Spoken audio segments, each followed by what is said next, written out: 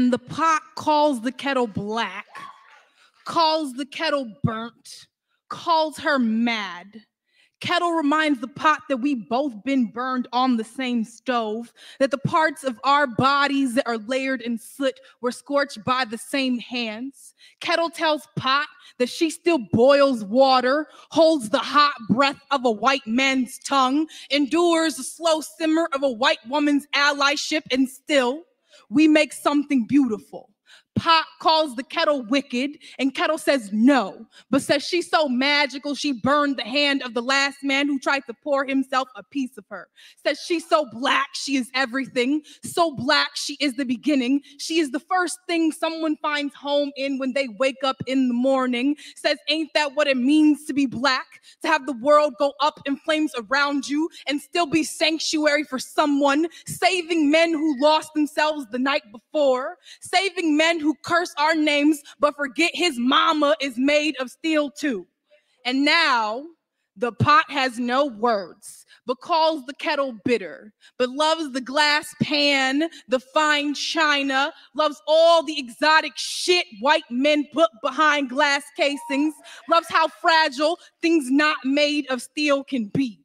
But this isn't about the pot or the pan. This is about the kettle, the black woman, how she pours herself across the earth, but no one bats an eye when the water disappears. We give ourselves to men who never love us, but they say we are difficult, too hard to break. How we, the kettle, praise this pot, this man for all the water he holds. How we are the only ones who do not call him monster when the water boils over, because we know this heat, this white flame, hot enough to make any of us explode. We are the first ones to make noise when the world goes up in flames, but they say the earth was saved by the man who heard her scream.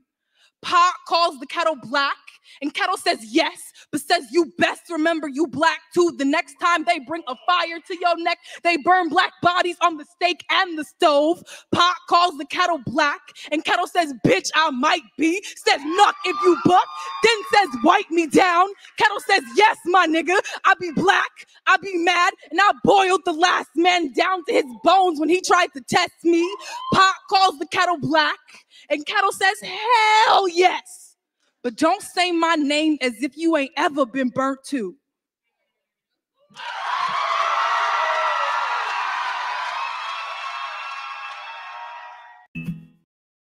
Hey Psych2Goers, welcome back to our channel. Thank you all so much for the love that you've given us. Your ongoing support has helped us make psychology and mental health more accessible to everyone, so thank you. Now, let's continue. Have you ever crossed paths with someone who told you a lot of tall tales? Did they make claims about knowing famous celebrities? Or did they lie about being stricken with a life-threatening disease? These types of people are known as pathological liars, and they have a compulsive urge to lie about matters big and small, regardless of the situation. This behavior puts a strain on your relationship with them and makes them difficult to trust. If we can recognize the signs of a pathological liar, we can better decide if we want to try and help them or if it would be better to distance ourselves from them. Before we begin, we would like to make a disclaimer. This video is intended for educational purposes only. Usually pathological liars, it's like this. For entertainment, fine, because you're not listening to them anyway. But if you really believe you're getting the honest truth from them, then you are being a little bit naive. Let's keep it going. Please do not self-diagnose or diagnose others. Having one or all of these traits does not automatically make you a pathological liar. Although being a pathological liar is not a psychiatric disorder listed in the Diagnostic and Statistical Manual for Mental Disorders, it can be really distressing for you to deal with a pathological liar in your life. So, here are the 7 signs of a pathological liar that you should look out for. Number 1, the stories they tell are unbelievably bizarre. In many cases, a pathological liar's grand stories can easily be proven wrong. If your initial reaction was, no yes, way, they can. I remember one time when I saw some YouTubers in the manosphere literally printing a lie. I mean, in a lie in print that if you just would Google the topic, you could catch them in a lie. Ladies and gentlemen, I am telling you, every time you see something or somebody say something and it's a little bit weird to you, you might want to Google it. Or you might want to question them. You might want to ask them, so where did you get this information from? A good example is Kevin Samuels. A lot of the stuff he said, he got it from another source that got it from another source. I got it from a guy who delivers hamburgers. Followed by utter confusion. It's because you likely felt the story they told you didn't make much sense.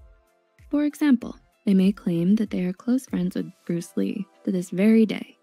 But since he passed away in 1973, you can easily figure out that this story is a lie.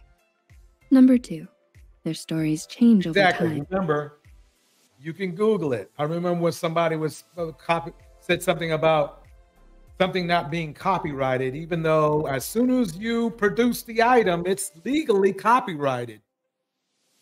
That's how stupid these people are. Pathological liars can tell very elaborate stories to keep you engaged and interested.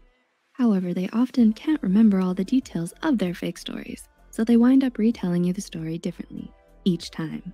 For example, they may claim that they stay in touch with Bruce Lee's friends when they originally claimed to personally know him.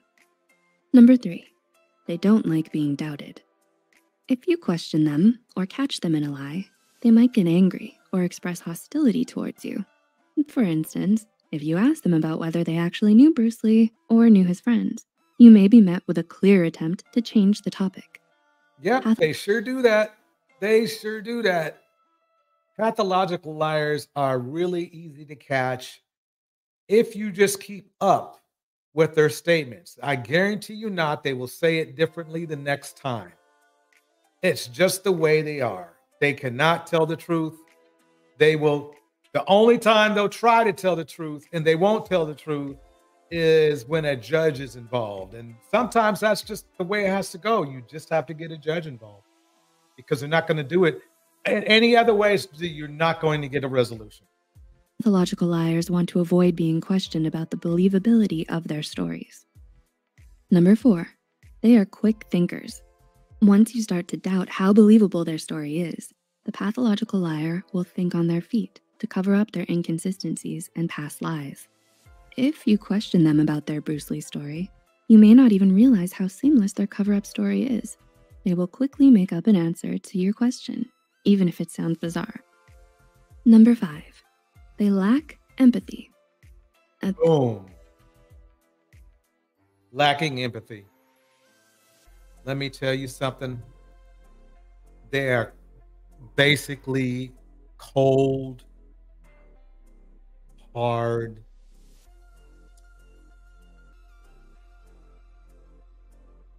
faithless, evil, mentally damaged human beings. Make sure you keep your distance because it could be a problem if you don't. At this point, you are probably really fed up with them and their elaborate lies. You know that they're making things up and you start rolling your eyes at anything they have to say. Another sign of a pathological liar is that they won't care about your feelings. They'll continue to spin their tall tales even if it makes you uncomfortable being involved in the conversation. This lack of empathy is one reason why pathological liars can strain interpersonal relationships. No one wants to be friends with someone who makes them uncomfortable. Number 6, a pathological liar may be self-centered. Oh, yes, most definitely. They love themselves and themselves only. A pathological liar can be very preoccupied with the claims that they make. Their self-centeredness may be driven by their belief that what they are saying is actually true. As Joseph Goebbels says, if you tell a lie big enough and keep repeating it, people will eventually come to believe it. Exactly, and that's why a lot of people in the world and on YouTube keep repeating the same lies over and over again. Keep repeating the same content over and over again, using the same things over and over again, because they are trying to brainwash you. And guess what? It is working. It is working. I have seen it work over and over again. Idiots repeating what another idiot said to another idiot to another idiot that said it was true, when that if you ask the purveyor of the existing lie the truth, they could not come up with proof. If you want to know the truth, ask for the motherfucking proof. Let me keep it going. And so, the cycle of repetitive lies continues.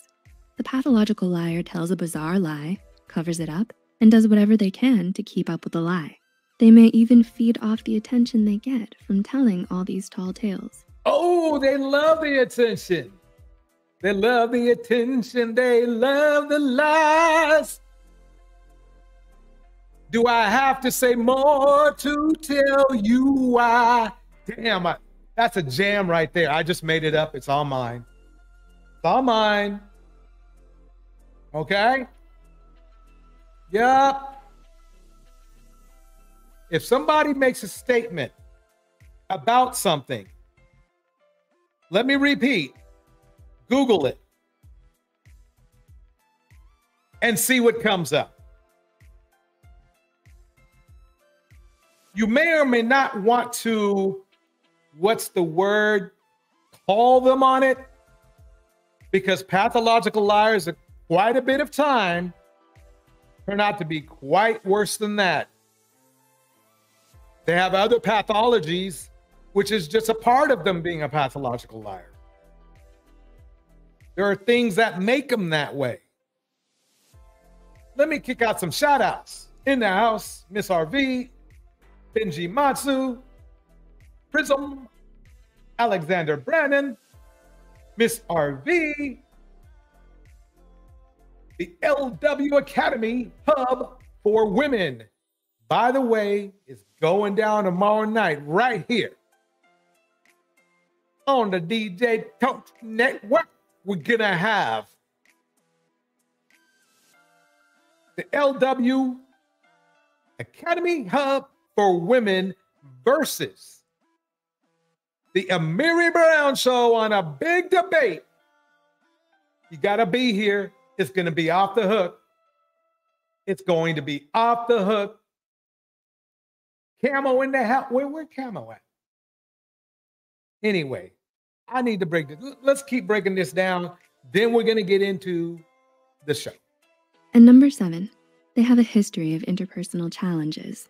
There's no wonder that pathological liars can damage relationships. They make you feel confused, uncomfortable, and are difficult people to trust. So, in other words, they're horrible in relationships. And then the problem is that a lot of these pathological liars have bad tempers. And, well, you know, lying and having a bad temper is a bad thing for the loved one. Let's just put it that way. more often than not, problems like job instability, substance abuse, and a history of broken relationships may be present in their lives. Broken relationships and broken people, they break other people. Do you recognize any of these traits in people you know? Let's pause it for a minute. They tell stories that are unbelievably bizarre. That sounds familiar. They tell stories that change over time. They change. They don't like to be doubted. They are quick thinkers, though, but they lack empathy, which means they're evil, basically. If you lack empathy, basically, in my opinion, it's hard to be a nice person. A pathological liar is maybe self-centered, which, I mean, it sounds like this person could easily be a narcissist, but I am no expert. They have a history of interpersonal challenges. Yes, and some of them have paperwork to prove it. Let's keep it going. Any other signs of a pathological liar that we may have missed? Let us know in the comments below. Please like and share this video if it helped you and you think it. Everybody, don't forget to like and subscribe. With ain't no job. Let's get this show going. I got to play my little pseudo intro. Here we go. Hear me out. I have a very controversial thought. And a lot of people gonna come for me, call me a pick me, like, okay, whatever. If more women, she's worse than a pick me, in my opinion, but here we go. Were to be introduced to a brick to the face when... Listen to what she's saying here. Hear me out. I have a very controversial thought. And a lot of people gonna come for me, call me a pick me, like, okay, whatever. If more women were to be introduced to a brick to the face whenever they act out of pocket, less women will act out of pocket.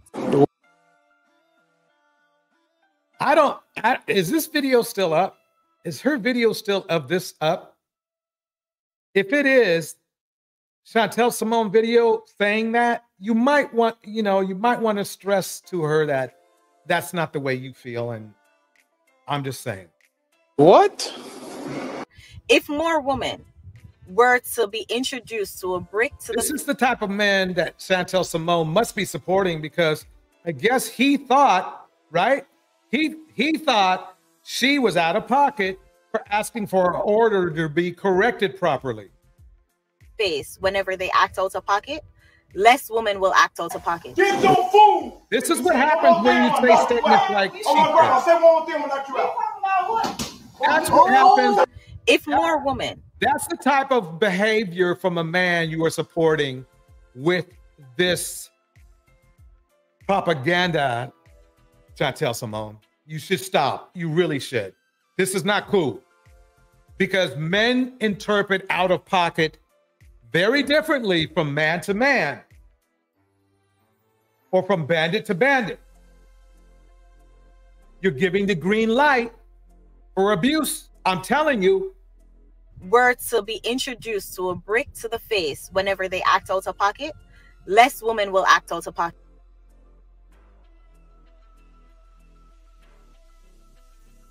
We are going to begin this evening with a vicious attack that again raises questions about the criminal justice system. If more women were to be introduced to a brick to the face. I guess this thug here thought this woman walking, this woman walking to the train to go to work was out of pocket. Let's watch him work. Chantel, let's watch him do what he does. Whenever they act out of pocket, less women will act out of pocket. But because we know that we are covered by this societal norm that men shouldn't hit women, we feel as though we can provoke men. We can talk any kind of way. We can throw things at men. Look at Brittany Renner the other day, y'all. Do you see this? If some people like unclicked, I couldn't blame them. This is what this woman is promoting, in my opinion. Because these are the type of men that go to her show. This whole societal norm that men shouldn't hit women weren't around, and Brittany had thrown that water on the guy, and she knew the consequences of that would have been a nice solid brick or fist to the face. I bet she wouldn't do it. 6:14 now. New disturbing details emerging this morning in the deadly shooting of a woman who police say was killed by a former University of Alabama. Michael says this: if more men who act out of pocket were introduced to applying bullets. But unfortunately, Michael, that's what's going down. One every hour. Live, straight up. Basketball player. If more women were to be introduced to a brick to the face whenever they act out of pocket, less women will act out of pocket. Mother, DeCarla Cotton, a man approached her daughter and started flirting with her at the restaurant. Harris declined his advances, causing an altercation. Cotton says as her daughter and her boyfriend were leaving, a man shot multiple times into their vehicle. Harris's boyfriend fired. Camo. Chantel said I was fat. She said I was fat. I mean, most of the guys who follow her are. She said I was fat. Oh, man. Oh, was that before or after her out of pocket? Out of pocket. Oh man, she said, "What really? No, okay, not me. Okay, it wasn't me. Okay." Back in defense. Authorities say Miles, along with the second suspect, are both charged with capital murder. I guess these guys thought that young lady who was with her boyfriend was out of pocket for saying no. This is the results. But we walk around protected, so we can be unruly. We can be I don't see much protection going on. This guy tried right here, but you know. Civilized. But if more men were supposed to say, you know what, forget that, fist for fist. If you hit me, expect this fist or brick.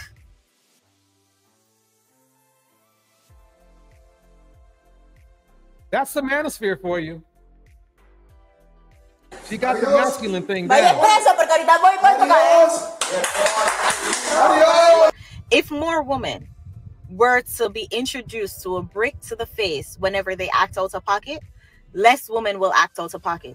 If more women were to be introduced to a brick to the face whenever they act out of pocket, less women will act out of pocket. Yeah. Pause that. Out of Pocket, the new hit.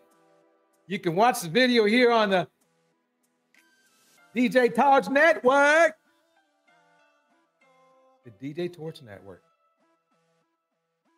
Let's go into the next part of this video. I know it's boring. No, it's not. No, it's not. We don't do a lot of defaming over here. In fact, we don't do it at all. So I understand how boring that can be. I understand, but we need to do that because sometimes being educated can not be a whole lot of entertainment. Let's just put it that way. Here we go. This is Dr. Grande. Today's question is, can I analyze the case of Cardi B and Tasha K? Just a reminder, I'm not diagnosing anybody in this video, only speculating about what could be happening in a situation like this. If you enjoy this video, please like it, subscribe to my channel, and consider supporting me on Patreon. I will put the link to Patreon in the description for this video. First, I'll look at the background of this case, then I'll offer my analysis. Cardi B was born in 1992 and lives in California. Her real name is Belcalis Almanzar. She is a musician, songwriter, and TV personality. Cardi B is incredibly successful. She has won dozens of awards, including a Grammy, 6 American Music Awards, and 8 Billboard Music Awards. She is no stranger to controversy, including run-ins with the law. Tasha K was born in 1982 and lives in Georgia. Her real name is Latasha Kibi. She is a YouTube content creator who has about 1 million subscribers. Her channel is named Unwind with Tasha K, like a play on words. Instead of unwind with a D, it's unwine, like the alcoholic beverage. Over the last several years, she's averaged about 4 million views a month. Tasha K mostly makes videos. Damn, 4 million views. Wow. Okay. It's about pop culture. The majority of her videos are about Black entertainers. I normally read a few titles from a channel that I'm talking about, but many of her video titles make an assertion about another person, which may or may not be true. So I'm just going to leave that alone. Over the last several years, Tasha K has made dozens of videos about Cardi B. Some of those videos contain claims which were false. In March of 2019, Cardi B filed a lawsuit against Tasha K, claiming defamation, invasion of privacy, and intentional infliction of emotional distress. Here's what Cardi B asserted in her lawsuit. So these are Cardi B's allegations against Tasha K. Tasha K started making degrading and harassing statements against Cardi B. Let me play Cardi B's statements first. Straight, no filter, as it's called. Shit right now. Let me tell you something about my boy Schemo. All right, so there's this blogger lady that fucking hates the shit out of me, and I'm gonna sue her ass because I'm tired of her making up fake stories, harassing all of my friends. Like, this lady constantly stalk me. Everybody that she see that I'm close to, or like comment back on the pictures, that she literally stalks them, and then she goes and claims that people are giving her information about me, says some disgusting things about me and my homeboy Schemo. Let me tell you something about Schemo. Schemo is the nigga that turned me hat when I was 16 years old. And I've been friends with that nigga for a long time. That nigga see me going in and out of relationship with niggas, and I see him going in and out of relationship with females. Up about me and my friends. You dumbass bitch. I'm gonna sue you for defamation of character. Because it's like, you know what? I let the bitch play and talk shit about me. But when you talk shit about my daughter, that's when I have a blogger Tasha K has a Let me pause that. And let's go back to the legal stuff now. Sorry to bore you, but we got to do it. This is Dr. Grande. Tasha K mostly makes videos about pop culture. The majority of her videos are about Black entertainers. I normally read a few titles from a channel that I'm talking about, but many of her video titles make an assertion about another person, which may or may not be true. So I'm just going to leave it. Doc's in the house, Cyber's in the house, Miss RV's in the house, Kitten's in the house. The LW Academy Hub for Women is in the house. Cyber's in the house. We have Alexander in the house. We have Michael in the house. Let's keep it going. Let's keep it going. Do that alone. Over the last several years, Tasha K has made dozens of videos about Cardi B. Some of those videos contain claims which were false. In March of 2019, Cardi B filed a lawsuit against Tasha K, claiming defamation, invasion of privacy, and intentional infliction of emotional distress. Here's what Cardi B asserted in her lawsuit. So these are Cardi B's allegations against Tasha K. Tasha K started making degrading and harassing statements against Cardi B in 2018. In the 16 months preceding the filing of the lawsuit, Tasha K released at least 38 videos about Cardi B. Tasha K made several false claims about Cardi B in various videos. Tasha K said that as a result of Cardi B's behavior, Cardi B's then unborn child may have intellectual disabilities. Tasha K claimed that Cardi B was a sex worker, had herpes, and used cocaine. All these claims are false, and Tasha K knew they were false.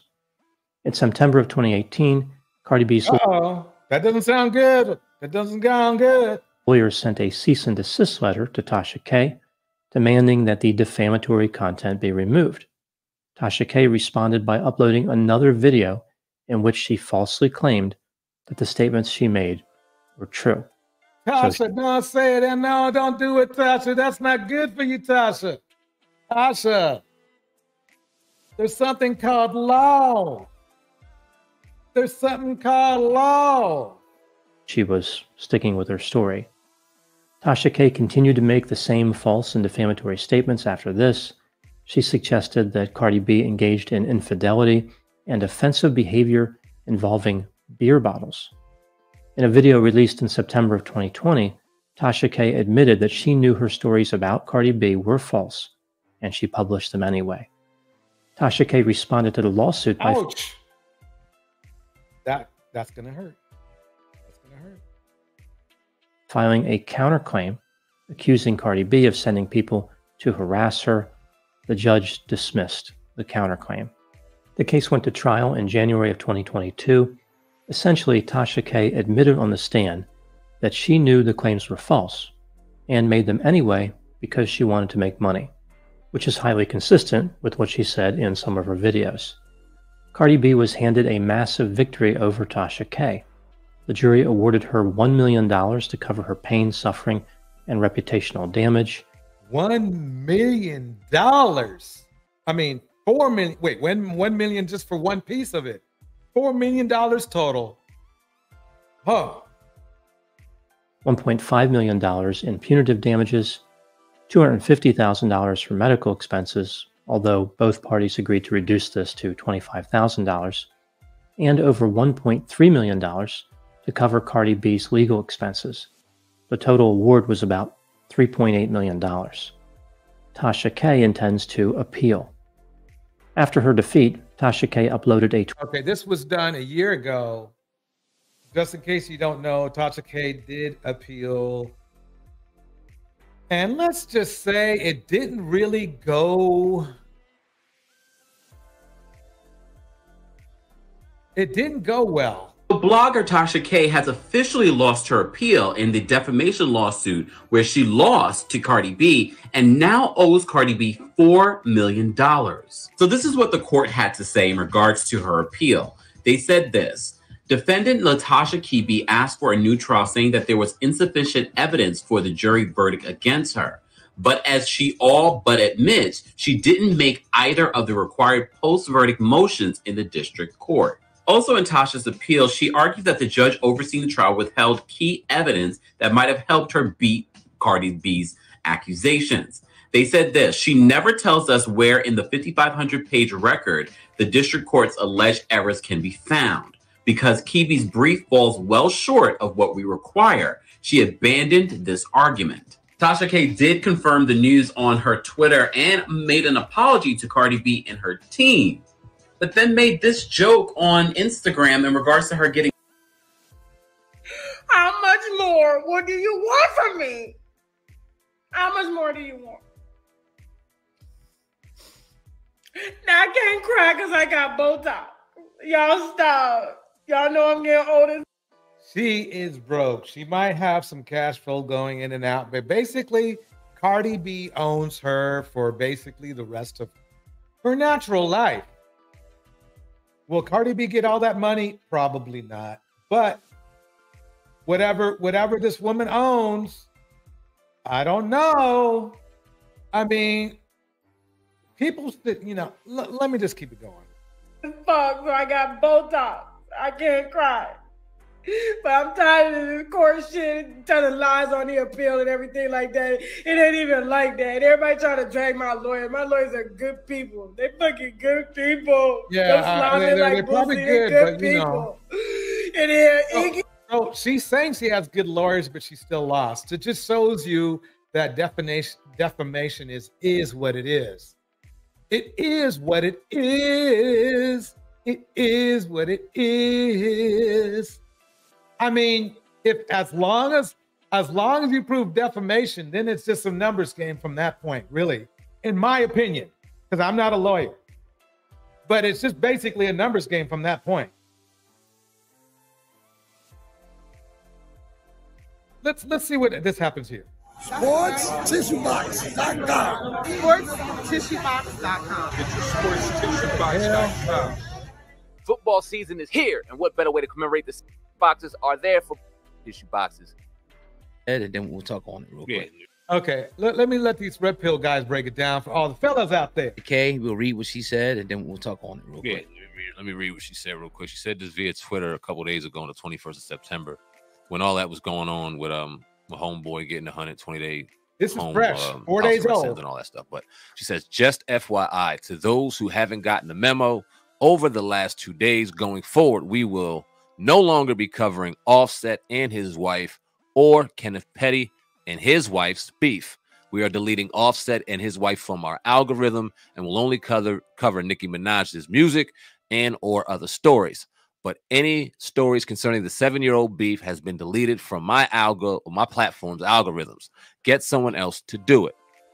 Hashtag Groundhog Day officially is over. All these people do is run to the courts on folks. She would know.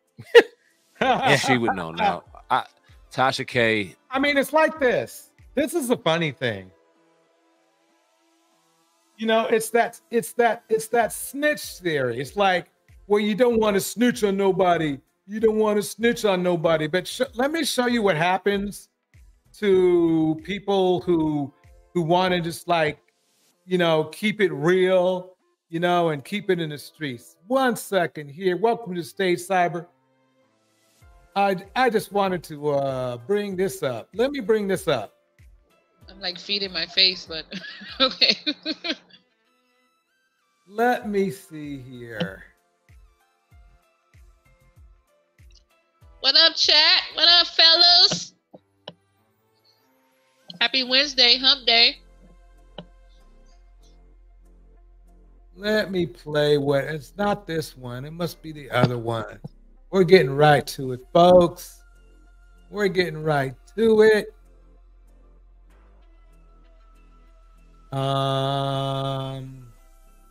Yeah, this should be good. This is what happens. This is what happens when you don't go to the judge. Let me show you real quick.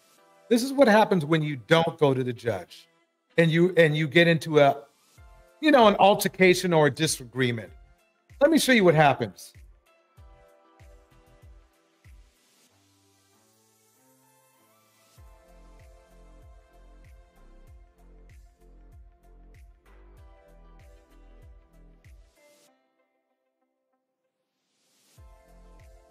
That little bit of that, just nothing, no big deal, no big deal, no big deal. Let me see what else happens when you don't take it to the judge. What else happens? Let me play this one. Let me play this. A lot of things we don't realize. Simple concept, like for example, when a man is telling us to chill, that is a form of protection. Let's see what protection that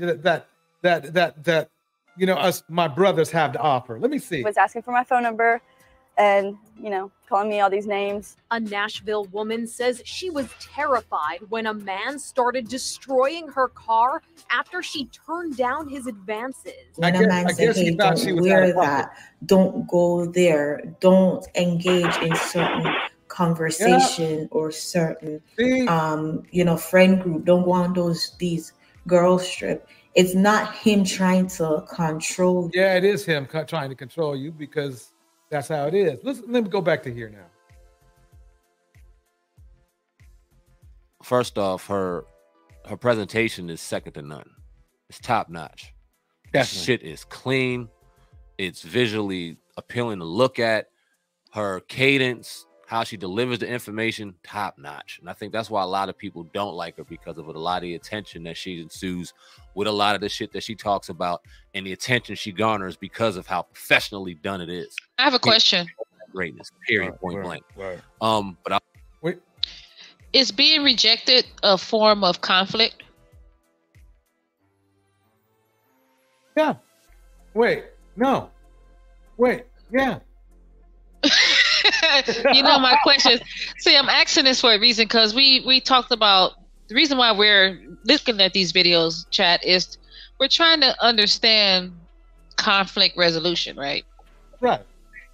And we're giving out examples of some people who don't have the ability to resolve problems in a healthy way. Right. Give example, Tasha K. So exactly. it goes from my understanding is like, what's the old saying? Know what battles to fight. Right. You gotta know when to hold. when to fold. Like when to walk away and know when to run. Oh wait, let me shut up. What was it? What were you saying? So when does conflict make the turn into toxicity? Right.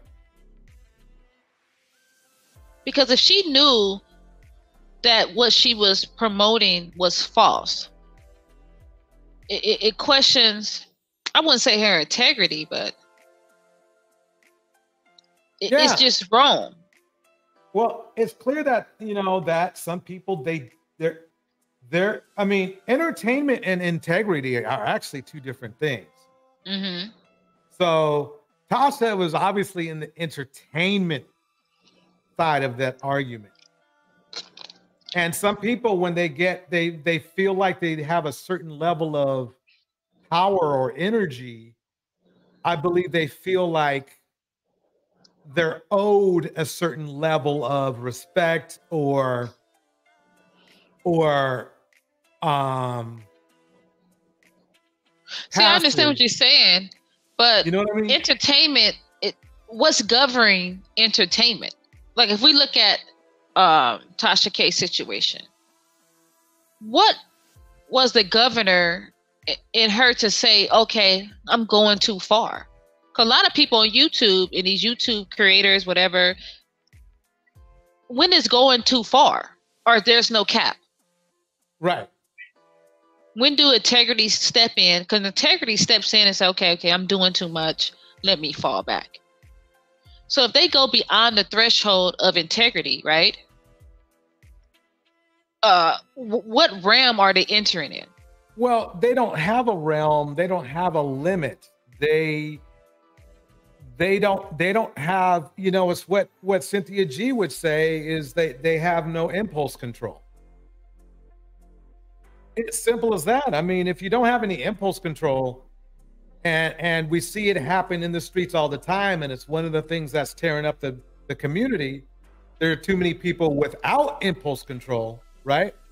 Mm-hmm. Then you get the results you get. You get the results you get. See, but when I think of impulse control, I'm thinking of a real-time situation in the moment, like the, you know, fight or flight situation. Right. What we see here is a continuum of behavior. I don't think that's considered impulse control. I think that's something deliberate and premeditated. Right. Honestly. I agree. I mean, the thing is this. I like Tasha K, and I'm not a huge fan of Cardi B, but at the same time, Tasha just, come on. I mean, how long does it need to be? Because it was a 7-year beef? That's crazy. You think the temptation was so strong? She got caught up in temptation? It wasn't really a beef. It wasn't like, it was basically one person talking shit about another. Mm-hmm. You know, they want to call it a beef, but it really wasn't. You know? Let me keep it going. I also think she got very humbled at that time when Cardi took it as far as she took it, and the judge actually slapped her. See, when we do this YouTube stuff, you really start it's a lot of news to it. You know what I'm saying? A lot of things that you start realizing for the first time. And one of those things are you reach a lot of people. Yeah. And sometimes those people can touch you in a real way. Yeah. And it's not just as comfortable as being behind a microphone, getting views, recouping the, you know what I mean, fruits of that labor, and so on and so forth. So as she's still dealing with that, and she sees this starting to go on, it's like, okay, now it's like, nah, fuck that. And it's and the thing that's kind of frustrating is, it's not that she had to listen to us, but we were around during that time, and we happened to interview the same woman that she actually interviewed that absolutely started the whole shit, right? Didn't do as well, but needless to say, we interviewed the same woman. So we were there around that time, and all we kept saying when this shit started getting hot was delete the videos. Just delete the videos. And she ain't got to listen to us. Obviously she didn't, but I know now, looking back on it, she would have just deleted them damn videos. Yeah. All they had to do is delete them damn videos.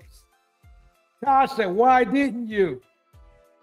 Let me kick out some shout outs. Happy Life is in the house. Angelina is in the house. Creative Solutions is in the house. By the way, Creative Solutions has a live coming up right here on the network. Sunday, get ready to get healthy. She's going to help you through. Prism's in the house. Miss RV is in the house. Bridget Mouton is in the house. Kimmel is in the house. Cyber, of course, is on stage. Who else is in the house? Pax is here. Alex is here. We're just kind of keeping it chill. Let's keep it going. We're having some fun. We're kicking out the latest on Cardi B, if you do not know. Don't forget to like and subscribe, because this show ain't no job. Okay, that was kind of weird. Anyway, yeah, don't forget to like and subscribe. Comment. If you like this, you know. So let me ask you this: you think her audience played a big part in the ongoing beef? No. Well, yes and no. Not Cardi B's audience. Because they didn't care. But, I'm sorry, Tasha K's, and I'll tell you why. Mm-hmm. Because Tasha K saw she was getting likes and views. Mm-hmm. Okay. Tasha K technically was clout chasing. You know? Clout chasing. Yeah, and it was She had working a million. She already had a million though, million subscribers. So, like I posed the question, when does entertainment and conflict turns into toxicity? Right. I think. Oh, Because wait. what happened? It turned completely toxic, and she was on the losing end of the spectrum. She lost. Well, no, but it was toxic before then, in my opinion. Okay. Yeah, that was just the result. That was just the result. The LW Academy Hub for Women says this. Interesting question. When does conflict become toxic?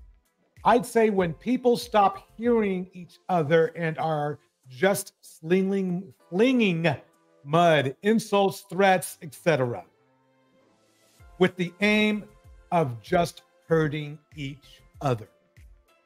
And no foresight of resolving a conflict. Yeah.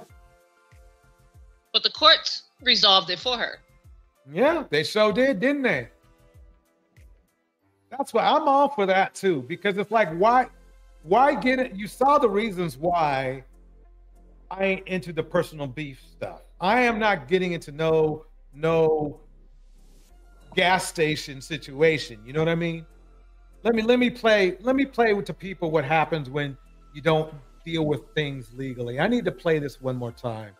It's really important that this gets this gets in the mix, because this is what happens. This is what happens. You per se, or him being insecure, that within itself is a form of. But a lot of us only see protection as violence. What's happening? We only see protection in the aftermath when something do happen. Then he's supposed to come in and save us. We don't see it as he was trying to prevent something from happening. Yeah. Bedlam happens. Bedlam happens. But you know how it is. Bandits cannot stand the law. And that's one of the reasons, because the law does not like those who lack impulse control. It works against you when you can't handle yourself in a mature way. It just happens. Yeah, exactly, creative. That's why the courts are here. People want to get barbaric. Courts are here to keep the peace, because it gives people the opportunity to, in a professional, respectable way, to present their case. And the court system would be the ultimate protection. I'm quite sure people, before they go there that route, they walk away. First, they try to resolve. If that doesn't work, most normal people will just walk away and live their life, right? If that doesn't work, you get the courts involved, and then they be the mediator and mitigate a solution that you're bound by court documents that you have to adhere to. Exactly. Bridget, I'm not sure what happened with GZ. I got to look into that. I saw one video that it seemed like I think he was taking their bag, but it won't last long. It's really temporary. It's going to be temporary if he did take her back. He's made it clear he doesn't want her. So that type of person he is, the only reason why he'll keep her around is because for his own advantage. Let's put it that way. Hard though. And I'm not giving her any, out or anything like that, right? But when you see, a lot of people, and I'm not going to spill the secret, a lot of people don't understand, how much some of these YouTubers are actually making. Some of them making millions, some of them making tens of $millions, per year. So it's hard to delete videos that got 1.5 million, 2.5 million. They might be doing 50, 60,000 an hour still. Who knows? Like, we don't know how our channel was doing. We know a lot of videos hitting millions. You probably did 20 to 30 videos on that whole subject. So like what you said in the beginning, though, the way she executes 20 to 30 video, man. But that was over 7 years. Dude, I got her beat. The news and everything is really great. And I actually had somebody, a close friend of mine, his wife, I ran into her one time in Wawa, and she was telling me about Tasha K. And she was like, I just love it, like the way she does it, and she keeps you just wanting more, like keeping the suspense up. So, but unfortunately for her, it's going to cost her $4 million. Now the other side, $4 million. $4 million. Out of this though, She right? underestimated the fact that the conflict, like so many people do. Yeah. Some conflict costs people their lives, cost them their freedom. Yeah.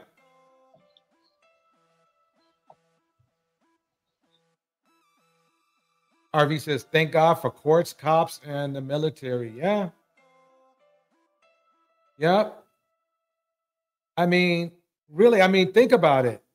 Look, it's clear that right now in our society, people are not self-regulating well. And as much as you want to get mad at the legal system, you can see it's mandatory, because some people just want to do what they want to do. They don't care.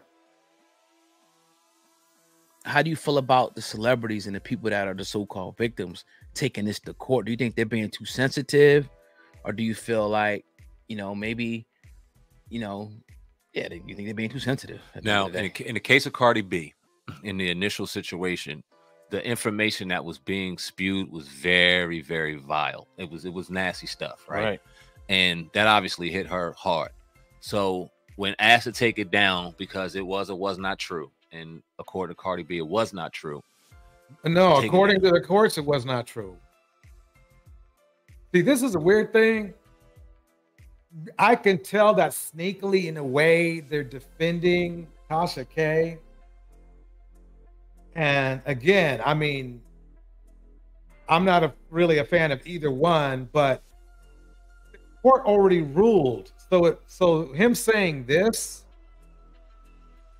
was or was not true, and according to Cardi, it was nasty stuff, right?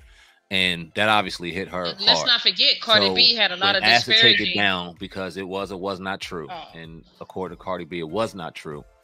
See, according to Cardi B, according to the courts, it was not true. That's the thing. I'm sorry, what were you saying, Cyber? It's crazy that Cardi B has had multiple times that she said disparaging things about Black women. And this one incident with Tasha K made her look like a damn saint. Exactly. She actually, believe it or not, and I think we spoke about this. It cleaned up her whole image, like, rapidly. Yes, you nailed it. Exactly. If Tasha K should have just kept to the straight up news and kept to, she had enough there, right? To effectively and professionally and respectfully, voice her dissatisfaction with Cardi B. But when she started making up shit, she opened herself up. That's it. Everybody forgot all about all those roach, motel things. Yeah. That Cardi so B you was saying saying. she ran out of content? Maybe so. Sometimes you think somebody has it going on and they don't. I don't know how, but so want to know when something? a person run out, they start lying. Yeah, that's what I think. Yeah, that's a good point. Yeah, because it's weird, because you think about it like this.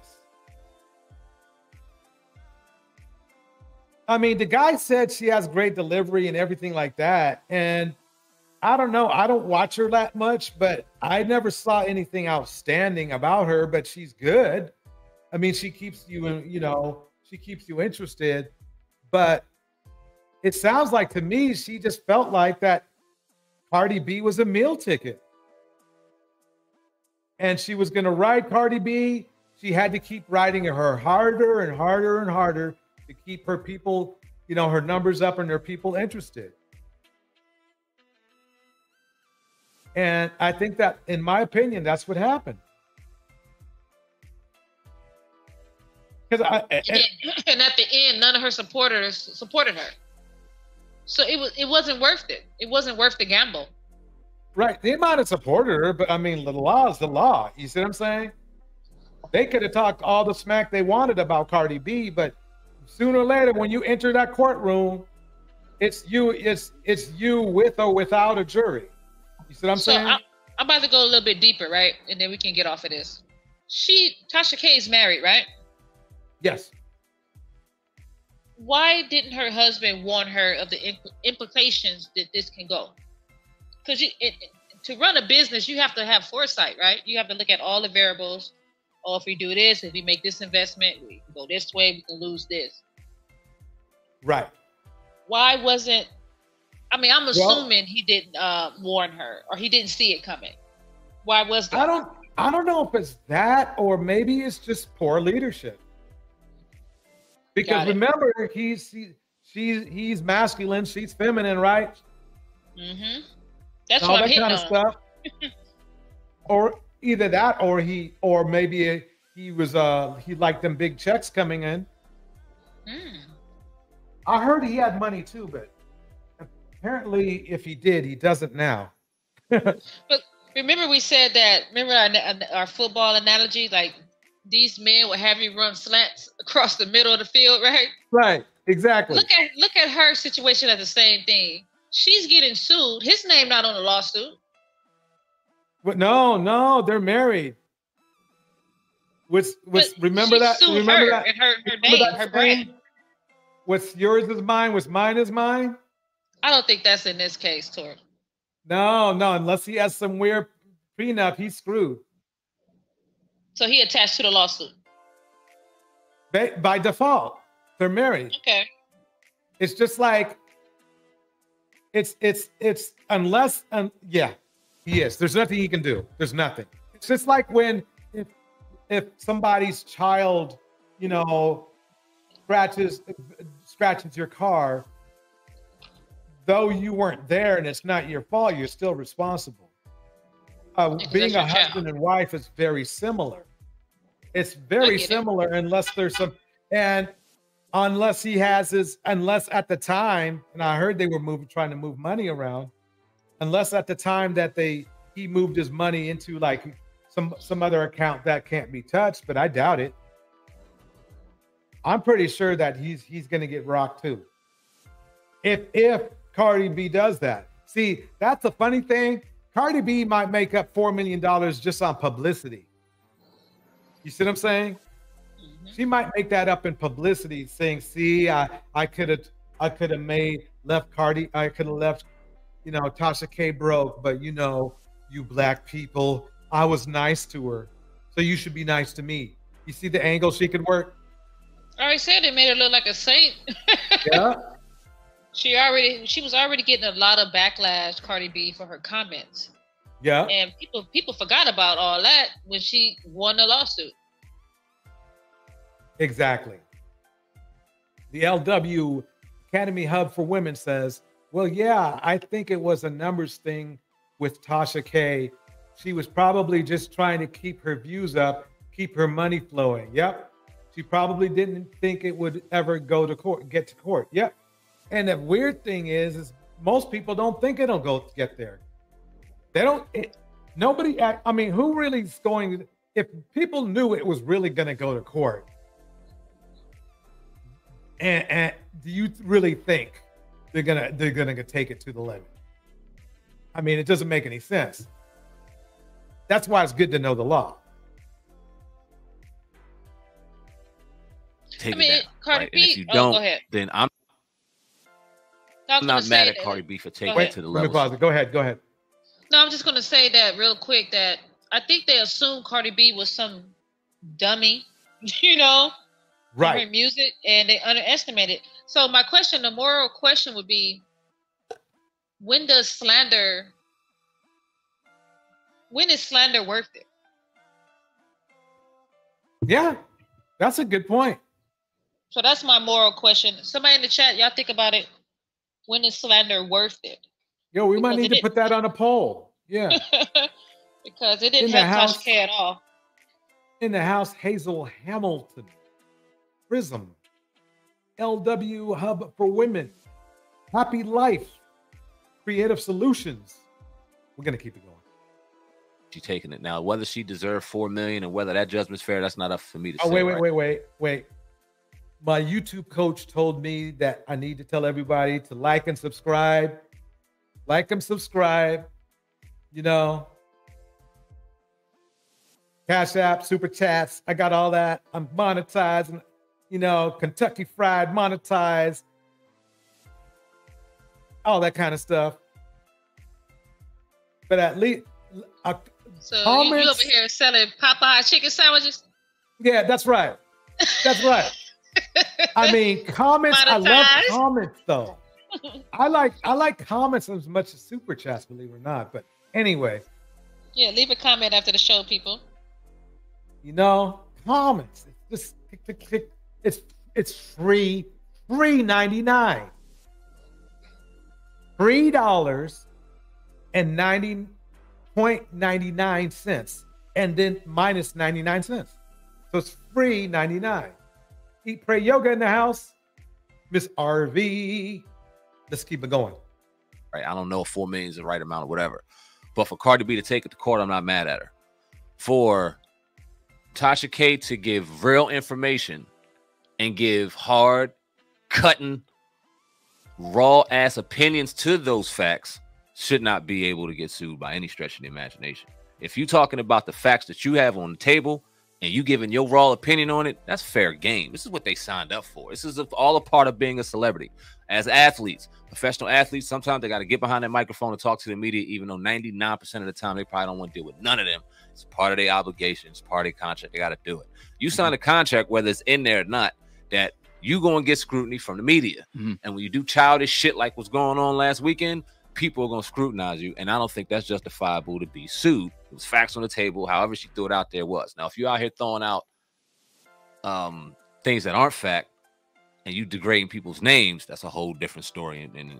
Oh, yeah, it's a whole, you see the brothers breaking it down like it needs to be broke down. If you defame people, it's a whole different story. So I ask again, when is slander worth it? Yeah. I guess when it stops, it's worth it I guess it's worth it until it stops working. Or until you get them papers from the court. Then it stops working. You know? And the legal fees kick in. That's when it stopped working. Otherwise, it's all good. In entirety. But what do you think about it? Yeah, nah, and that's exactly what she was found to be doing, was stretching rumors like it was the truth, speculation like it was the truth, and we found out that it was a complete lie. See, if you're going to say something about somebody, be ready to have to prove it. Be ready to really know. And honestly, there's it. If you're gonna say it, you better be able to prove it. Prove it. Most of the people who are reporting these stories probably don't know all the facts, because most people are getting it secondhand. You know what I mean? A lot of people are not getting police reports and, going to the courthouses. They see somebody else do it, and they just do it responsibly. Proof is in the pudding, right? So everybody talking that shit need to be on some Bill Cosby, pudding man. Where y'all putting that?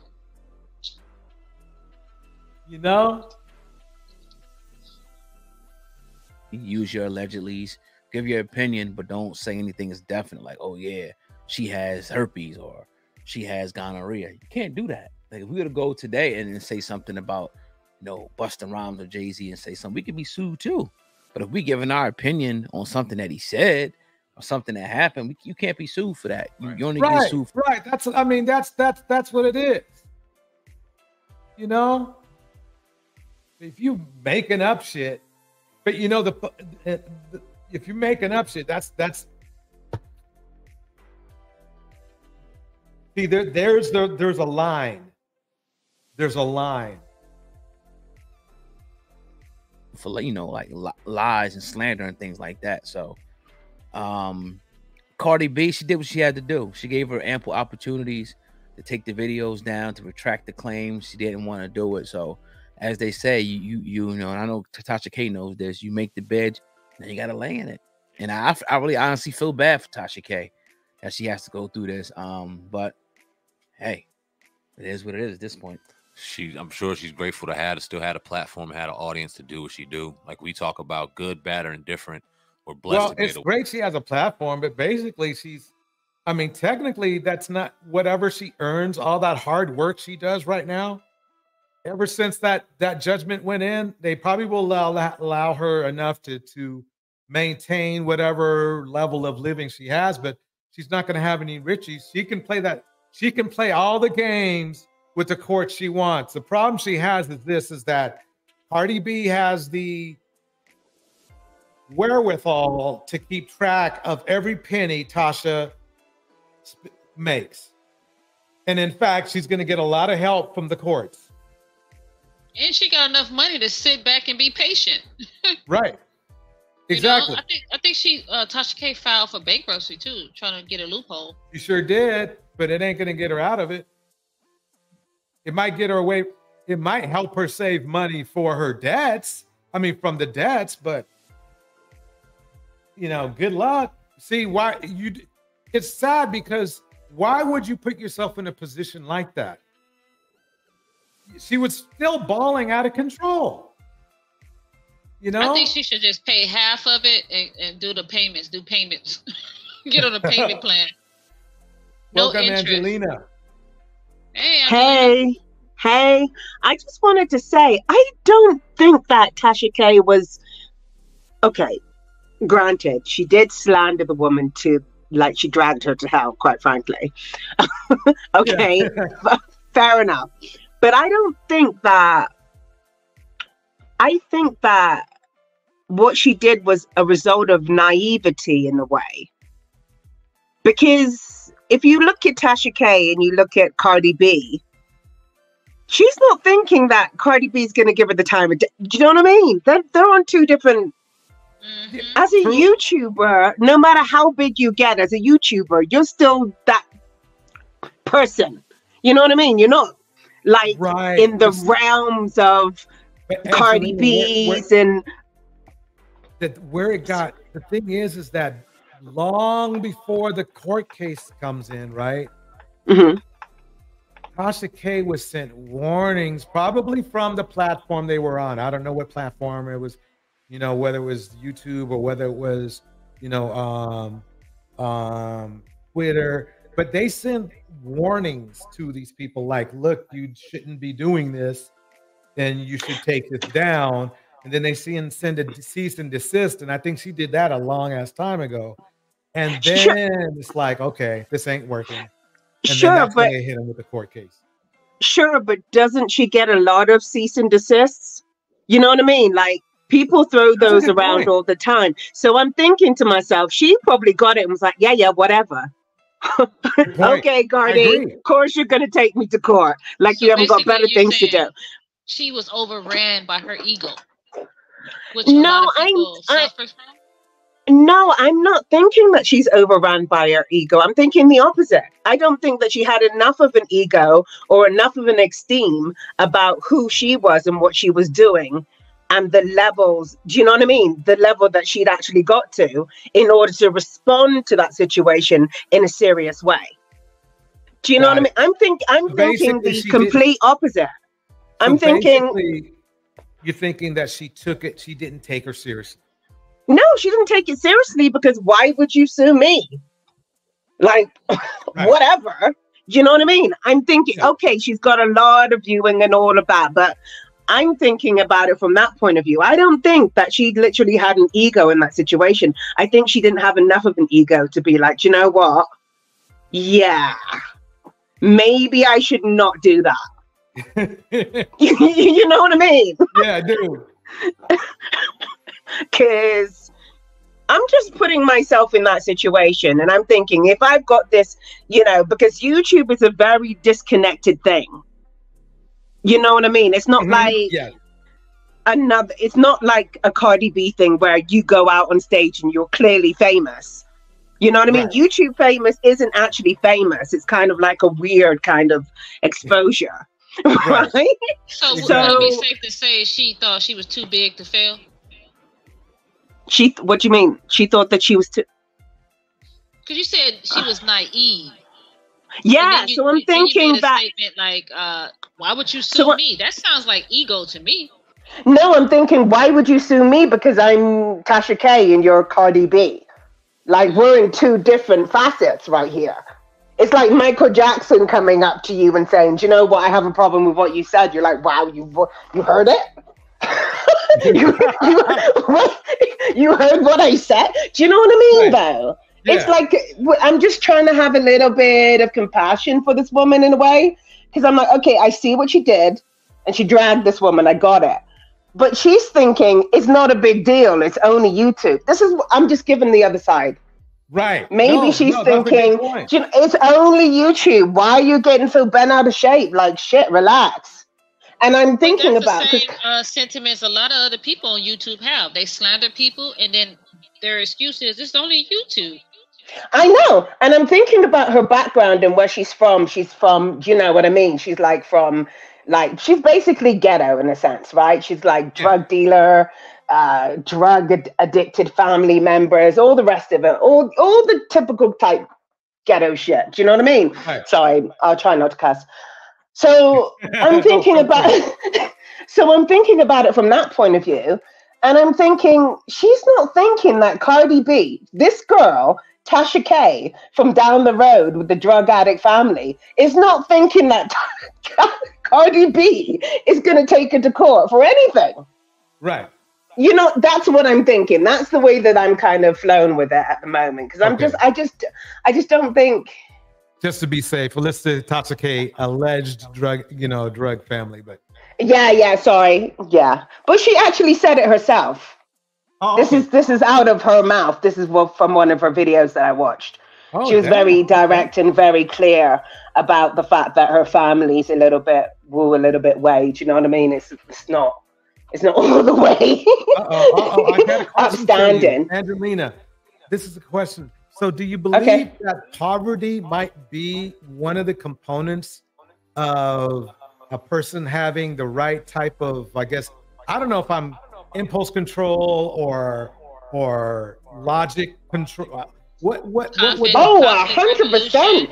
That's written down. That's like in the data. Poverty has a lot to do with the toxic and abusive dynamics. Got it. All around the world. That's in the stuff. That's like official. Okay, so somebody comes up hard, there's a likelihood that they're still going to do stupid stuff. They're not going to have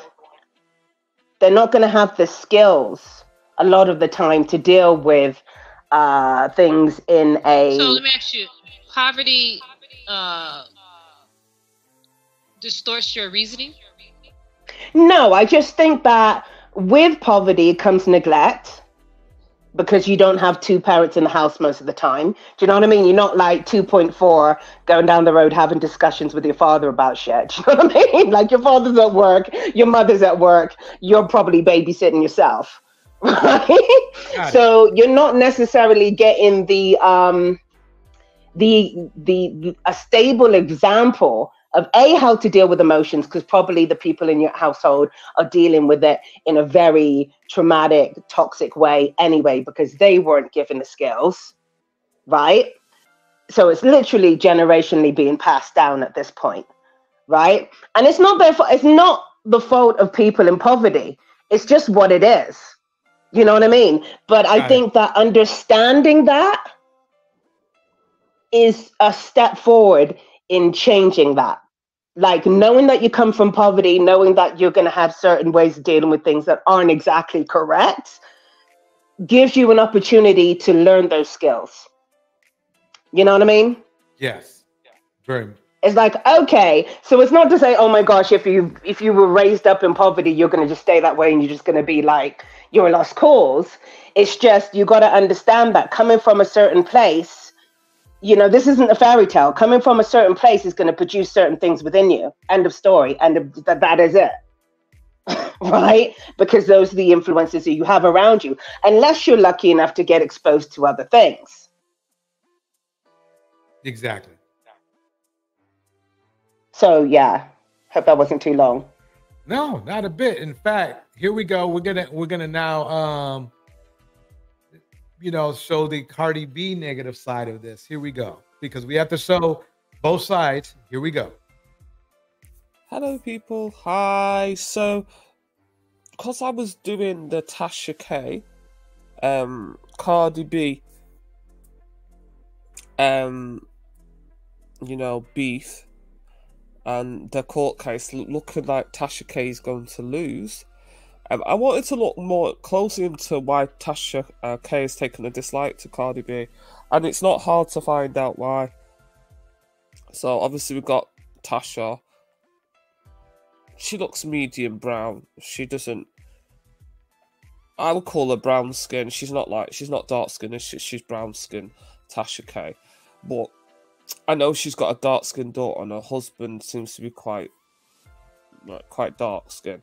Anyway, so Cardi B. I don't know why he's. Well, never mind. Let me keep it going. Was Cardi B being racist when she called dark skinned women roaches? No, Cardi B's been calling dark skinned women, i.e. black women. I assume it's dark skinned black women, roaches and monkeys. People are pointing out that Cardi doesn't call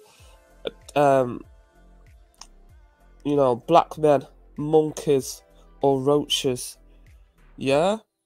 So let's say Cardi B is under fire for being dubbed a racist because of Okay, let me pause it there because I don't want the guy to color our thought process. So rapper Cardi B is under fire for being dubbed a racist because a series of old tweets have surfaced of her calling women who happen to be dark-skinned cockroaches.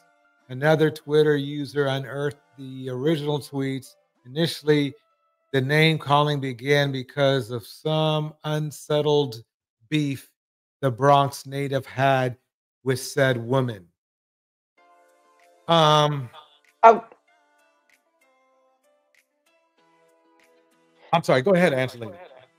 What I was going to say here is they dug up these old messages, these old texts.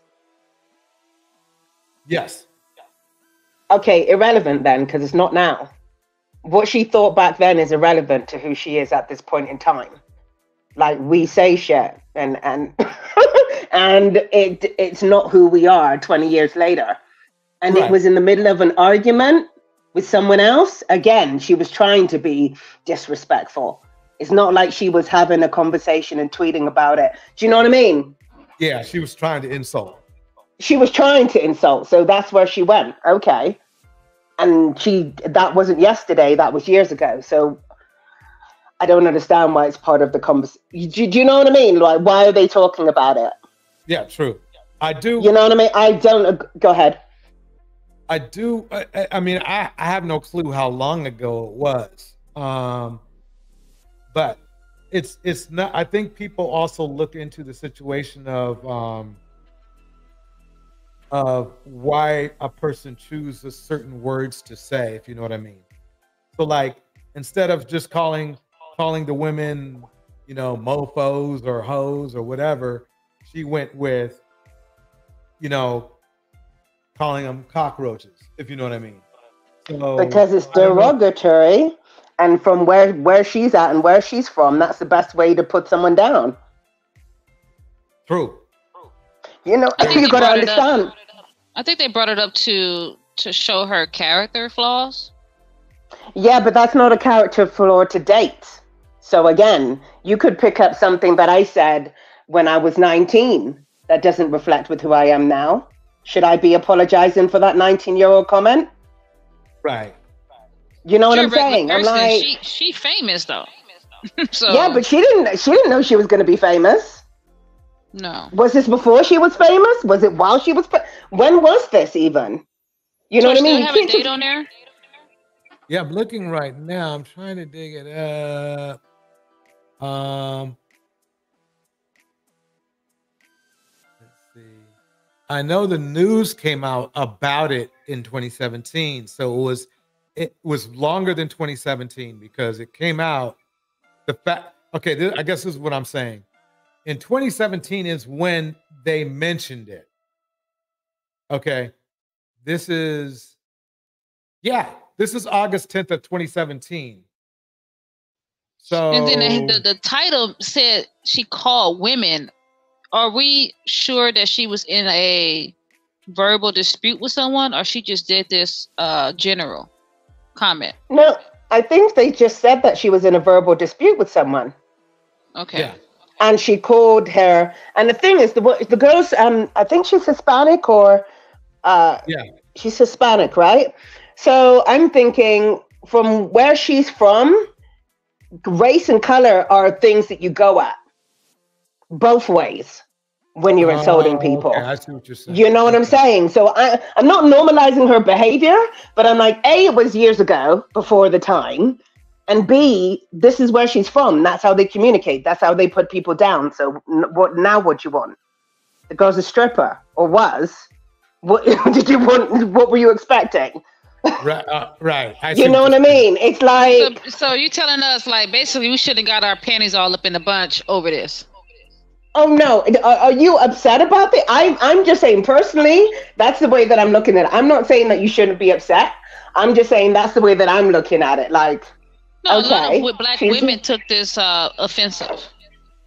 Yeah, but they're not taking it into context.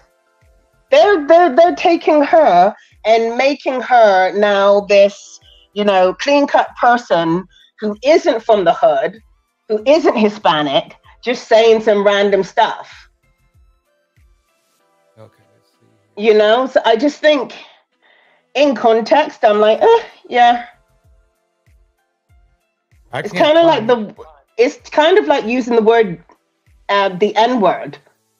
Right. When you're conversing with people, do you know what I mean? Like, taken out of context, that could look really bad. But in amongst your people, it's like, whatever. They've literally just taken it out of context and reported it. That's not fair. What was the woman saying to her? Do we have an angle on that? Do you know what I mean? I'm like... Yeah, I see what you're saying. Mate, they could have been going at it with name-calling and colorism and all kinds of... between the two of them. Yet you're only hearing one side of the story. So now what? Right. So basically, what I hear you saying is they use this as propaganda, basically. Of course. How many years? I mean, if the minute they take something out from 20, wherever the hell it was, that isn't current, they're using it as some sort of nonsense. The minute they do that, because what has that got to do with now? Got it. That was 2017, and even in that report, it was years ago that was said. So when was it? When she was 10? What were we talking about? Yeah. So how long does something like that, a derogatory term like that, stay relevant? Like, it's something you should consider a person's character, part of a person's character. Like, wow, you're really like that. I would say that's an interesting question. I would say within a year or 2 years. Okay. I mean, can we actually might even be apply that to entertainers, though? She's not like a public official or hold office. She's a rapper. What do you mean? Can we apply that to? I'm not sure of the question. What Torch said, can we apply that to Cardi B as her character within 1 or 2 years? Yeah, I think so. Why not? Okay. I mean, I don't know whether you can put a time on it, really, unless it was like last month or something. I mean, you can do a lot in 2 years even, although it would have to be a significant significant. Because I don't consider her as a role model. No, she's not. She's not even trying to be a role model. So, again, you've got to take into consideration where she was coming from in the first place. She probably wasn't even famous when she said it. But even if she was, she's not trying to be a role model, even in her fame. So, taking that all into consideration, I'm not surprised that's what she said. And I don't really think that's that's necessarily how she feels about Black people. That's just what she said, because they were having an argument and they were going at it. Got it. Let's play. This is what I'm because we got. Of old tweets that are surface of calling women who happen to be dark-skinned roaches. Another Twitter user unearthed the original tweets. Name calling began because some of the unsettled beef of a Bronx native had with some women. So this is a thread of Cardi B calling dark-skinned Black women roaches. I tell you, I keep on telling you this. You know, I've had my issues with these mixed race chicks. You know, obviously, I had my beef with that fucking Nafisa, that mixed race Nafisa girl. You know, this is the thing with these mixed race brown people.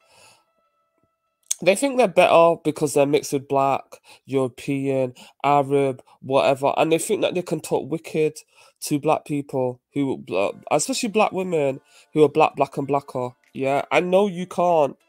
Now, that's what it seems to be. One of the reasons, Tasha, because I just listened to one of Tasha's live stream when she was roasting Cardi B, and she spoke about, isn't this the same Cardi that was calling them Black women, dark-skinned Black women, roaches and monkeys? And I think that is what has got to her, and I will defend Tasha K on that. You are right on that. There's too often mixed race, or I call mixed race people brown, so I want to call them brown, Cardi Brown. Too often these brown women, because they know that they are held up in the white standard of beauty, the lighter a Black person or a brown person is, they're treated better than people who are just black and blacker.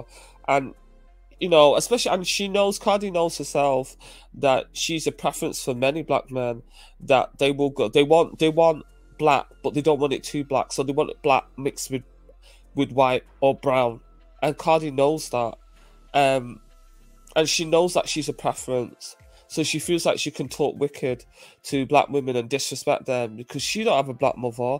I think her mother is mixed as well as her father. Do you know what I mean? And she knows that Black men are chasing after her, yeah? And a lot of Black men gas these women, and the white men gas these mixed women. Do you know what I mean? But, you know, Black women like Tasha are not getting gassed, let's be honest. You know, you can't compete with a brown woman like Cardi. Cardi needs to watch her fucking mouth. That's what she needs to do. I still like her music, but she's no different from a lot of these brown girls that want to talk wicked about Black women and be disrespected. Whether that will come up in court, whether Tasha will use that as her defense, saying that she's getting fed up of the way these brown women are, like Cardi, are disrespectful to Black women, using racial slurs. I mean, it is a disgusting thing to talk about dark-skinned Black women as fucking cockroaches. Yeah, the fuck? And I think Cardi's saying that her grandmother is a dark-skinned woman, i.e. a Black woman. That's kind of fucking disgusting. And I'm not surprised. I'm not surprised. People call it colorism. Yeah, I'm not really surprised. Yeah, you know, Cardi can be pretty vile. Wasn't she taking a shit on Instagram? Yeah, I think what's this business about? Her taking a shit. You guys ever? Ew, I haven't heard of that. But okay. Me either. I mean, she lost me there. I mean, that's my point. That I don't think she was actually. I think she was literally just being herself. I see what you're saying. You know, whatever form of ghetto she was. So really, it seems like basically ghetto women going at each other. So. Basically, this is what I think. I'm like, two ghetto women going at each other. We go for colorism because that's what's going to sting. That's what's going to drag you down. I'm not surprised. I don't think it's a reflection of how she thinks about black people. So can I Just ask you, like- Angelina, Mhm. do you think that Tasha K went too far? Well, yeah, she lost the case. I mean, why is she in court? Like, she should have taken down. I mean, how did she get to that. court? I'm just saying, Of course she because the went too basis- far. The basis of this live is, healthy conflict, when to hold them, when to fold them. All right, yeah, no, she, of course she went too far. She went way too far. And I think that their conflict got very personal, which is why it went to court. Mm-hmm.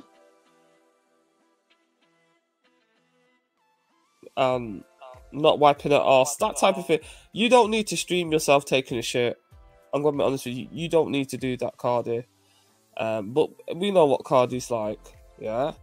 So, and this does need to get checked, yeah. We really need to check this sort of misogyny. I mean, that's why I don't chill with a lot of these mixed race women. These brown women, because this is the type of shit that they do. They think they can insult you as a black woman and go, oh, well, I'm mixed with black too. We don't give a fuck. Yeah? You can't even call me a roach. I've never had a black woman call me a roach. Why would I let a brown woman call me a fucking roach? Do you know what I mean? It's just pretty disgusting. Yeah? I don't know. Yeah. Go ahead. I don't know. I'll let you speak. I'm confused, actually. That's what I was about to say. Why are you confused? Why? Because he seems quite emotional. Yeah, too invested. Yeah. This is a woman, Torch. This is not a man. Oh, this is a woman speaking? Yes. Oh, wow. I didn't know that either. I thought it was a man. Oh, y'all crazy. That's messed up, man. Oh, And I feel bad. And I think the way that this woman is reading it is about her internal belief, because if you notice, she said, Tasha K couldn't compete with Cardi B visually because Cardi B's a light-skinned person. But I'm like, who says? I'm sorry. Right. What? How did you, what? Because she's dark-skinned? And that was her own interpretation. That was her own opinion. And I'm like, so I'm thinking that she's reading this from that space. But if Cardi B was black, would it have been different if she called her a roach? Yeah, that's an interesting question. You know what I mean? Because I'm like, was it actually a racist slur? Did she say black roach or dark-skinned black roach? I mean, or did she just use the word roach? Because if she just used the word roach, how did we get to racism? Angelina, you turned up today. Sorry, but I'm just thinking about it. I'm like, okay, so she used the word roach. So now this woman's talking from her own interpretation of what that meant. You know what I mean? Yes. That's just another thought about it, because I just noticed that I noted that earlier. And I was just So like, she's what? projecting. Basically, she's projecting. Yeah, I think she's projecting. I mean, someone called her ugly. Some light-skinned person called her ugly, and now she's making a whole video about it. Because someone called someone else a roach. Because I'm just like... Okay. I see it. Okay. Do you see what I'm saying? Yeah. So we're basically just getting kind of like a feeling that somebody's feeling something that the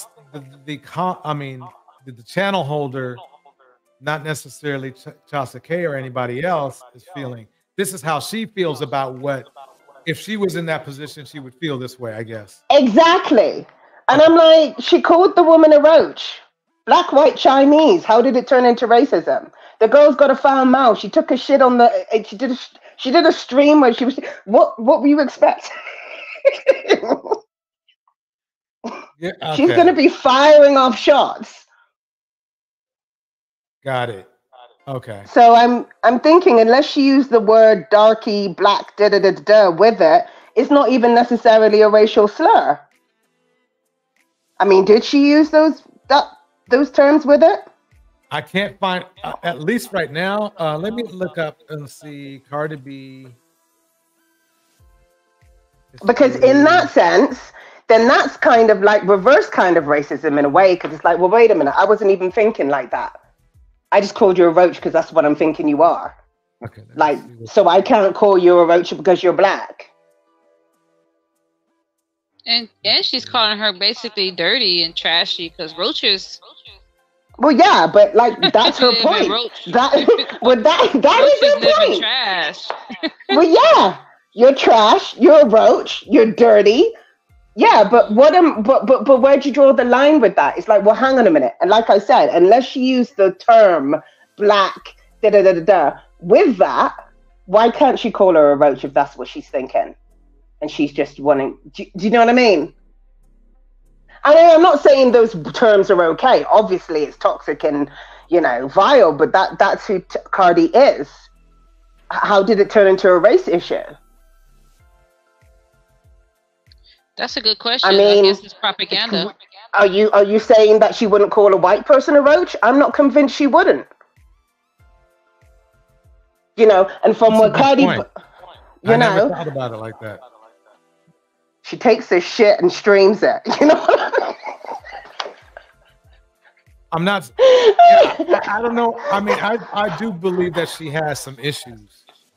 Why? But as far as, interesting. Tell me why you think she has issues. I'm not saying she doesn't. I'm just, let's have a conversation about that. Why do you think she has issues?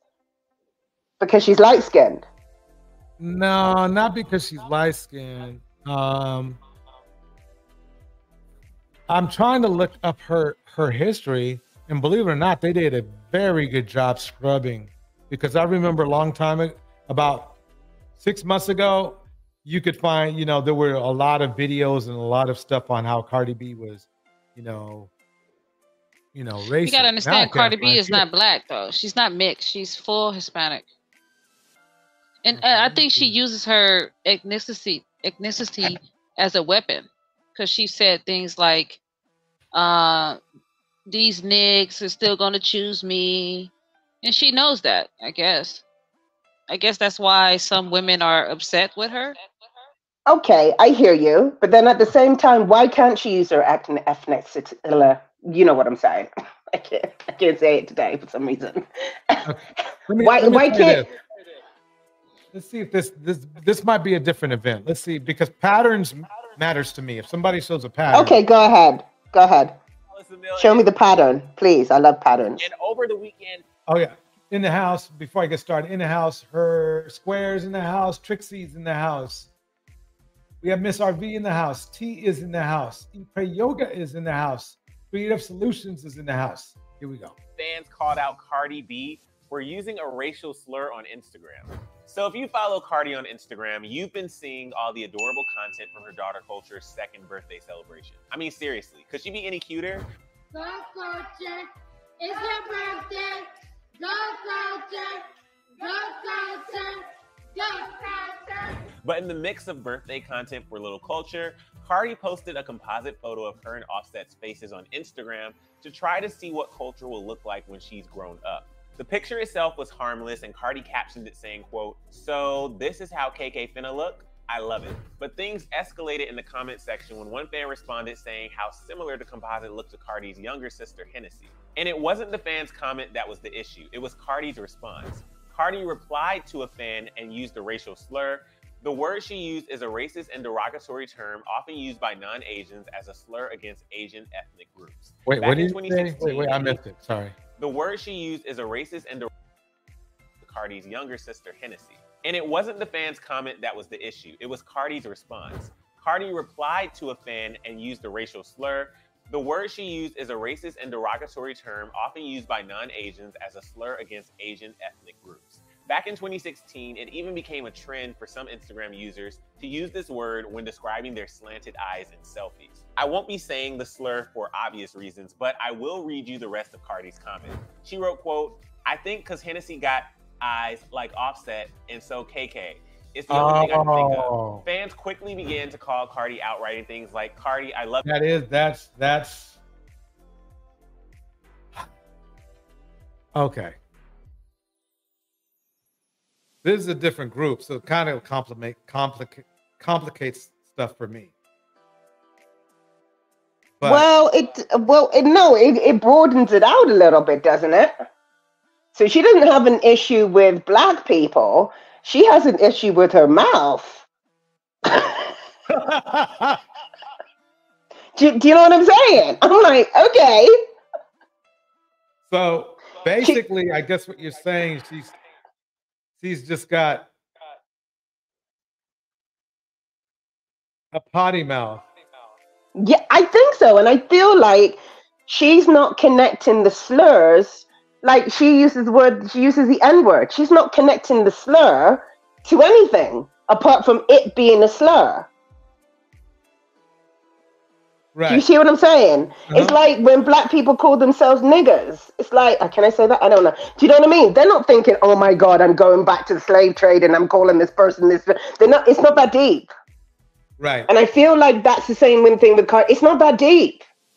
She's like, whatever the word is, I don't even know what the word is that she used, to be fair. Did she say chinky eyes or something? I don't know. Yeah, exactly. Was it that? I mean, that's not even a slur. I believe that's what she probably said. If that is what she said, why are we even writing about it? It's not even what? Well, he's got chinky eyes like her dad. My God, we were in England. You would say that? What? That's not even what.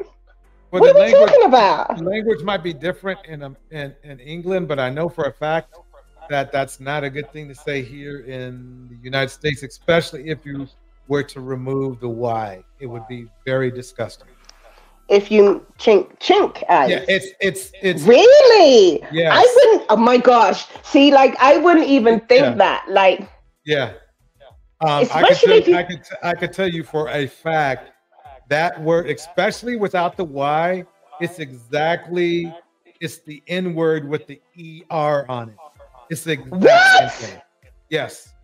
What? Now, this is an education for me because I'm like, that ain't like my nana uses that. I don't understand. What? Right. My mom would say that without even a blink, and it wouldn't even be like, "Oh, we're talking that she's talking negatively about a Chinese person." You know what I mean? My nan's Jamaican. Right. Everybody got chink eyes. It's not, and that's what I'm talking about. Like from a cultural point of view, that ain't nothing. But here it's that's a and very that thing to say.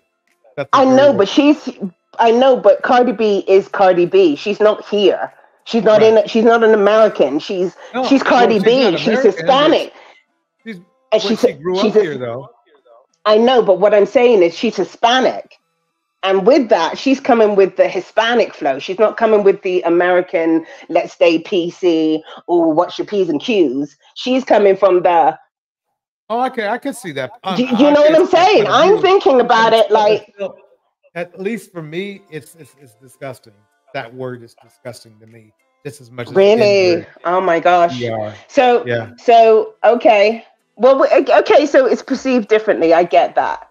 But I'm just thinking about it from a point of view. I mean, I don't use those words, but I'm saying like my nan would use that word easily. But that's because her culture is Jamaican and it's like second nature. Half the Jamaicans in Jamaica are Chinese. You know what I mean? So it's like it's, you know, so I'm flipping it and looking at it from a Hispanic point of view. And she's coming out there full Hispanic. She's not airs and graces about anything. So from that point of view, I'm like, so. But I hear what you're saying. Yes. It's a horrible. It's a very, I mean, here, at least from what I understand and from my friends of Asian background, it's not cool. And you've got to take into account, she's talking about her own family here. She's talking about her daughter. So obviously she's not thinking about it from a derogatory point. She's talking about her blood, her seed. Right. You know, so I feel like definitely that supports what I literally just said. She's not even thinking about it like that. She's literally talking about her. Yeah, I see your point. But in general, let's say out in the world, this would be, not a good thing. It would not be the first word I would. I'll tell you one thing. It's not the first word I'm going to pick up. Say it's that bad. Then I would question, how is it so easy for her to say these things? And her husband's black. I'm quite sure he has a black mother, black siblings that are women. It's just too easy for her to use these derogatory terms towards other people that are black. Because maybe she doesn't separate herself from that. Got it. You know what I'm saying? I'm like, okay, if you're separating yourself from that, but if you are fully immersed in the black culture and you're not separate, why would you have a problem saying it? In the same way another black person would say it. I heard that claim before. I heard some white people say that blacks participate in reverse racism. And they do.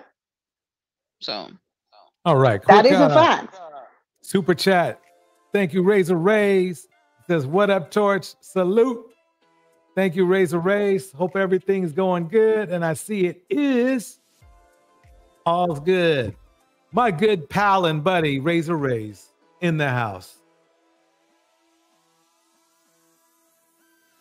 I want to make it clear here. I'm not saying that, derogatory terms should be used on black people and it's okay.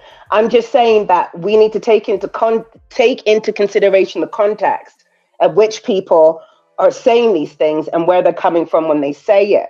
Because it's kind of like almost a reverse in when we don't, is almost the reverse of attack. You know what I mean? Did I explain that very well? I'm not sure. Maybe. She's like, I don't know, maybe. Do you know what I mean? I just feel like you got to take, if that was a white woman coming from her white self with her whiteness, or anybody who was not immersed or connected saying something like that, then okay, what are you doing? What are you talking about? Do you know what I mean? That's intentional. But I feel like we can't have it both ways. We can't be like, oh yeah, dog, yeah, nigga, da, da, da, da, da, da, da, and then turn around and be like, wait. But you can't say that because you're like, I see that argument's been made before. Yes. Okay. I really, quite honestly, I don't know. There's so many. It can get complicated. Basically, I mean, with the self-hate going on in our community as it is, I can kind of see what you're saying, because if a black man's going to call a black woman a roach, which we have, okay, not me, but in general. And so we've literally kind of like, what should I say, blurred the line for somebody who might be race. Well, I can't call her. I can't really say she is or isn't. I don't pay enough attention to Cardi to really have a, what should I call it? A profile on Cardi. I don't know. I don't follow her that much. I mean, because racism is about a way of viewing people, right? It's not what comes out of your mouth, because in that way, everybody who says nigger is racist, black or black on black. You know what I mean? It's like, it's not. It's an intent, and it's a way of perceiving people, and then with the words and the actions, that becomes the racist act. You know what I mean? Because I'm thinking, if we're just concentrating on words, then everybody calling each other niggas is racist. What's the difference? There's there's the slim difference of NIGGA and NIGG and the other stuff. Yeah. But you get my point. Yeah, it's like okay. Well, do you know what I mean? And this is a good point because then we have, there's that point of it, and then there's this situation where Black men are expressing their disdain for Black women. Anyway, so I guess that's what I'm saying is it leaves kind of the door open on, well, if Black men are disrespecting Black women, then why should you care if somebody of another race is doing it? You see what I'm saying? Yeah, but I don't even think that what she did was kind of specific. I don't, unless she actually said Black. In fact, it wouldn't even surprise me if she did say that. But unless she actually said that, I don't even think. I think she would have called anyone a cockroach or a roach or whatever it was. Right. I would have to say this. At least from what I see right now, for me to make a definitive answer, I would need more data to make a definitive answer either way. Because I would just call it neutral for now. Because even in this one, in this example, she's calling them the derogatory slur by American standards. You know what I mean? I mean, she might be. You can be multiple. You can be the R word, the racist against multiple ethnicities. That's true. She might just be. Not a high quality. Really, when you think about it, maybe that's what it is. She's just not a high quality person. So she. That's what I'm trying to tell you. That's what I'm trying to tell you. I'm like, that's my point. She's not. So and anyway, let me kick a shout out to Prism for the $20 super sticker. Thank you, Prism. Thank you so much.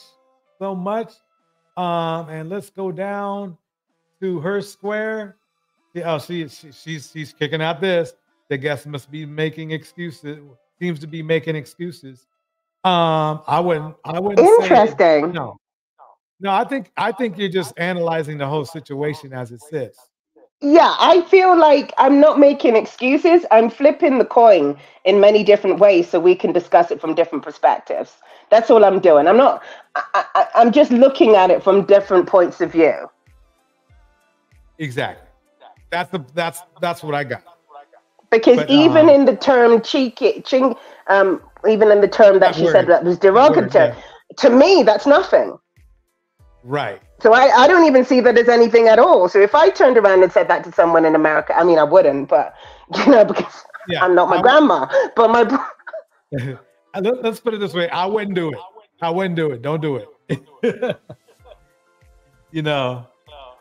As your YouTube pal, I would not use that. Well, I wouldn't do it anyway. But she's not like a PC person. Right. No, she's not. Like at all. Not even close. She's not even trying to be. It's not like she's trying to be PC and got it wrong. She's out there. All the way out there. So, but the thing is does somebody just being a non-cool person, does that give them a pass on their behavior? I just don't think that you can call that racist. I think you can call it inappropriate. I think you can call it a lot of things. But like I said, words and intentions have to come together for it to be racist. I think we throw this word around far too easily in certain situations. Don't get me wrong. I'm not saying there isn't racism. Don't come for me. But I just don't come for me. But I'm just saying that someone uses a word and they're racist. Yeah, well, because then I'd have to go back to my nan and be like, "You're racist, nan." You grew up calling people colored. Like, what are you doing? Well, the intent behind the words is the thing. It's not necessarily the word itself. And that's what I mean by, and I'm separating that with Cardi B because I don't think she's a high enough level person to really take into consideration what those words are actually meaning in real time. Okay. You know what I mean? Uh-huh. She Square says that they. Can you highlight her? Because I'm on my phone. Yeah, I was going to say, what are... She has only called black women roaches. That's racist. Interesting. How do we know it was only black people she called roaches? Because that's the history we have. Based on what? I guess I mean it's like this. If she was calling other people roaches, it might have. I can see. I mean that's the only one that they wrote about. My point is that's the only one that they wrote about. How do we know she is the? You know what I'm saying? That's the only thing that they wrote about. She could be calling people roaches on a daily basis. I believe she probably is. Her Square says she thinks she's better than black women, which I would agree she does. I get that from her that she thinks she's better than black women. Okay, tell me how. Tell me how. Tell me how you get. I'm not now it's sounding like I'm defending her, but I'm not.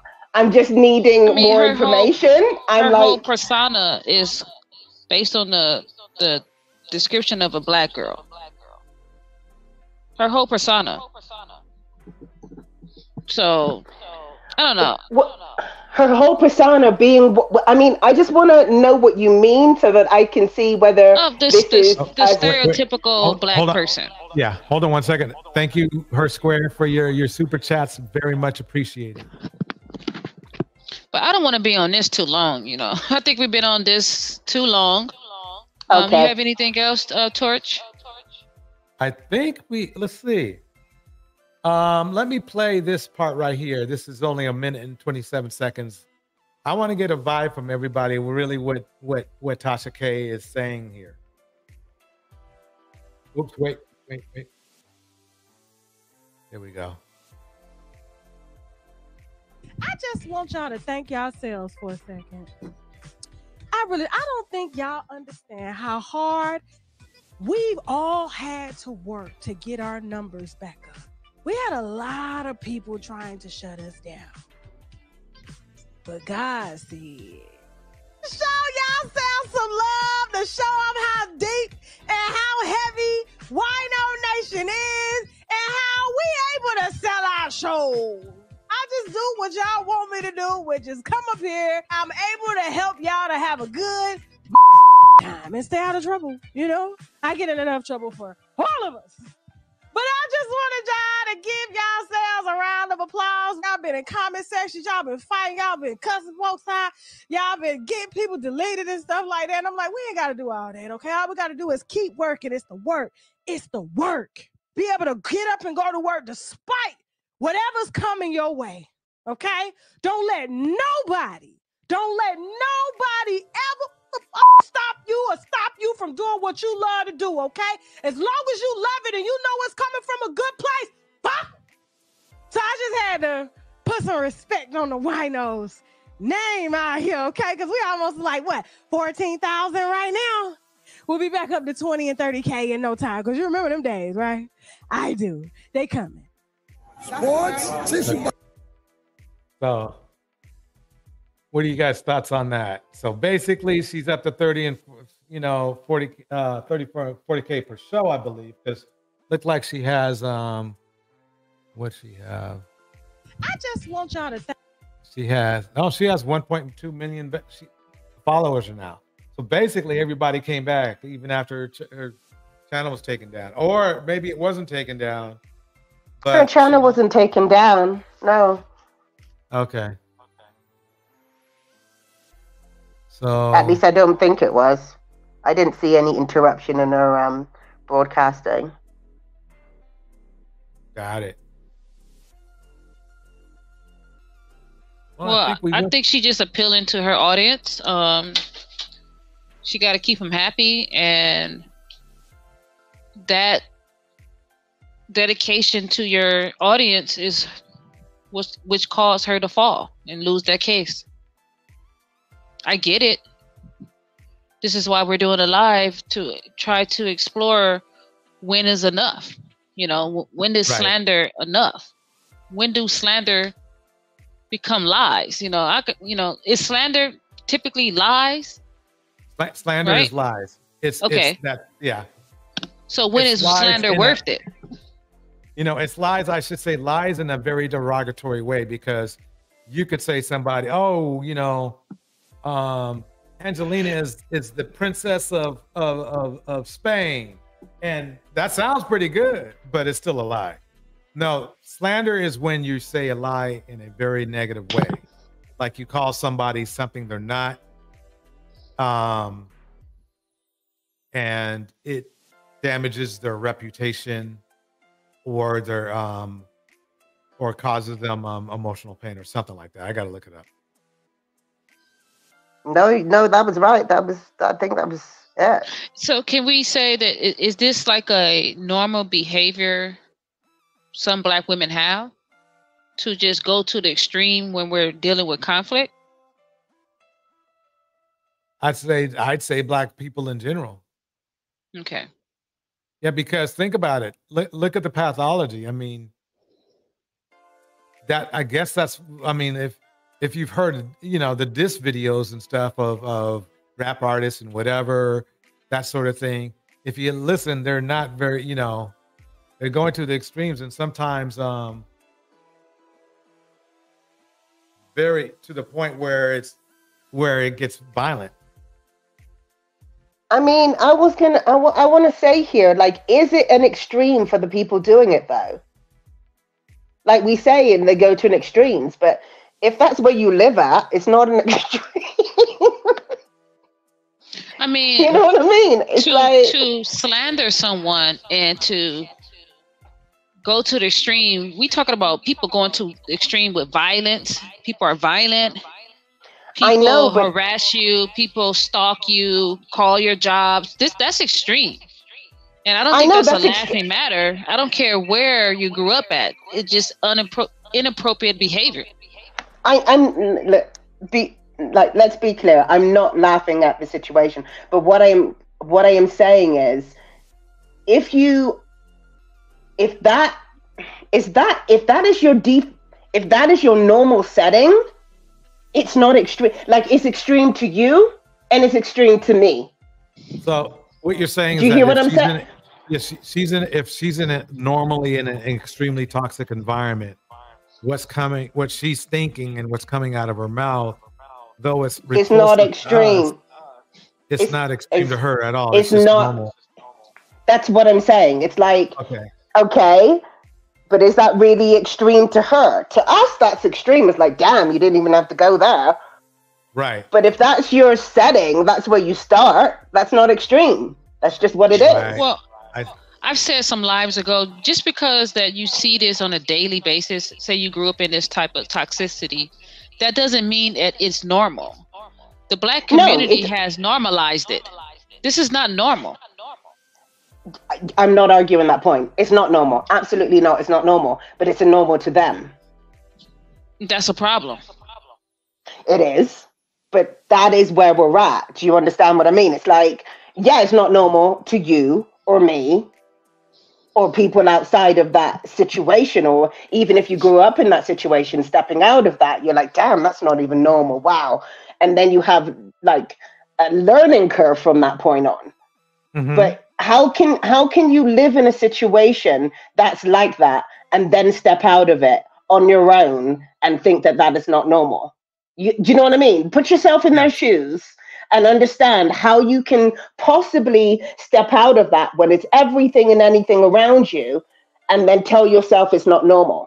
Them thinking it's normal is not that. Do they? Because that behavior, yes, that behavior, if you take them outside of that environment and put them in a different environment and they behave this way, they're going to get ostracized. They know it's not normal. It only flies in their settings. Wait. Let's finish that example, because I think that's a good example. When you take them out of their situation and put them in another situation, do they change in another environment? Do you think they change their behavior? No, most people don't, but then they get checked right away. And that's my point. Why don't they change their behavior? Because it's normal. You know what I mean? Like someone who knows that something isn't normal, when they come out of that situation into another environment, they're going to fix up. Like, they're not going to be doing that. But if it's normal to you, you are going to act that way in whatever environment you're in. And yes, you may get checked, but you're looking at them they like they're switch up crazy. because they know it's not normal. This is why they switch up. Like I worked with kids for 6 years. Yes, I worked with high school kids and elementary kids for 6 years. When we took them outside of the ghetto, I won't tell you what ghetto it is. We placed them in a different environment. They had the same tendencies, but when the environment changed, they looked around and was like, okay, I can't really do what I normally do in the hood in Santa Monica or Beverly Hills. You get me? Okay, I hear what you're saying, but you said, like you just said, they have the same tendencies. A, yes. So that didn't go away. And B, just because you're replicating the environment you're in, that is less normal to you than actually being yourself. Do you know what I mean? Like if I went somewhere, I don't know. If I went, I adapt very easily, so I can't even imagine being in a situation where but my point is, if you go outside of your environment and you're just basically doing what the people outside of the environment do, that doesn't mean that's normal to you. That means you're doing what they're doing outside of the environment. You're literally a fish out of water. Got it. Does that make sense? Do you see what I'm saying? I kind of do, but then I don't. Okay. But we don't have to have a back and forth with it. I mean. Okay. If you don't want to, it's fine. It's interesting conversation. Okay, I'd like to remind everybody tomorrow, Angelina will be in the house. Yes. Are you going to be available? Cyber Dream. I will be. And Amiri. Okay. And Amiri, we're going to have that debate. Cyber Oh, Dreams, gosh. what do you break down? Cyber Dreams, tell us how this debate's going to go down. All right. So, how would you like me to introduce you? I have a little nickname I'm going to give you myself, but you have your own nickname? Are you talking to me? Yes, ma'am. I don't have a nickname. What did you have for me?